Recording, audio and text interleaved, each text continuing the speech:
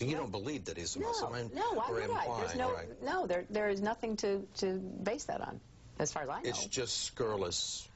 Look, I have been the target of so many ridiculous rumors. I have a great deal of sympathy for anybody who gets, you know, smeared with the kind of rumors that go on all the time.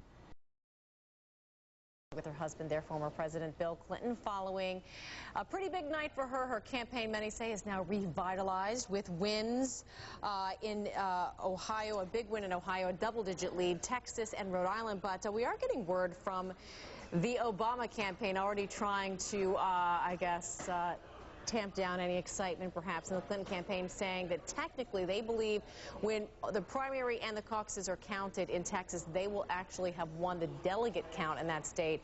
They say their math is irrefutable, but of course those technical numbers are still remain to be seen, so we'll keep you updated on that as we get any more information.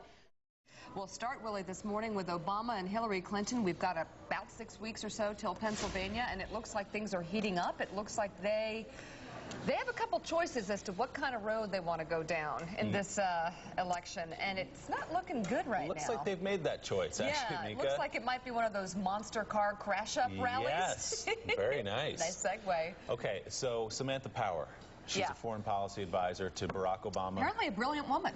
Very educated. Very smart woman by all accounts. Well-written. She goes talking to a Scottish newspaper. Oh, well, Well, she thinks they're having a light conversation, talking off the record. Here's what she said, not off the record, apparently, because it was published in The Scotsman. She says, quote, "She, as in Hillary Clinton, is a monster." That is off the record. No, it's not. She's stooping to anything. You just look at her and think, erg, the amount of deceit she has put forward is really unattractive. That is unattractive.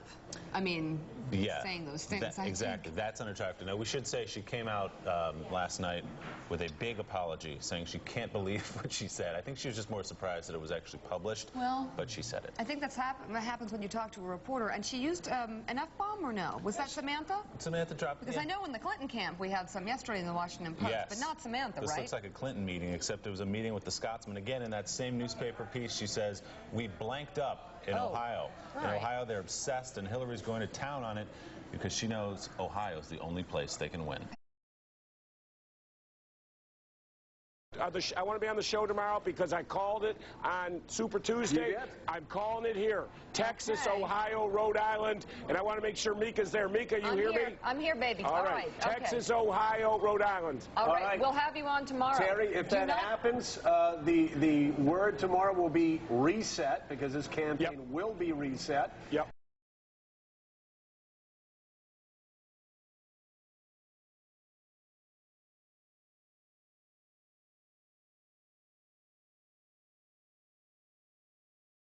Blanked up in Ohio. In Ohio, they're obsessed, and Hillary's going to town on it because she knows Ohio's the only place they can win. Pat Buchanan, chime in here. What's going on? Is this just one person in the campaign perhaps making a little bit of a mistake, and the Clinton campaign now running with it, or is it a sign of things to come? What this is yes, to your first point, it certainly is a blunder. Someone who's supposedly an intelligent woman making these kinds of comments about the opposing candidate, which kind of comments that really ought to get you fired in some cases. However, my guess is that just like the exposure we saw of that dialogue, the Tennessee-Williams dialogue, which could cost them Pennsylvania, in which case if they lose that, I mean, they may have a lot of pledged delegates, but people were saying, we'll say, the country had buyer's remorse. They looked at him, they were moving toward him, and they recoiled. We can't nominate a guy whom the core of the party is moving away from and doesn't want. So Howard Wolfson, speaking to reporters yesterday, invoked the name Ken Starr, which I think we were all surprised to hear. He called these Ken Starr tactics. Listen to what he said. Senator Obama was confronted with questions over whether he was ready to be commander-in-chief and steward of the economy.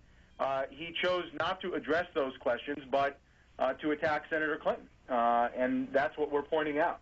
And I, for one, do not believe that imitating Ken Starr is the way to win a Democratic primary election for president. But perhaps that theory will be tested.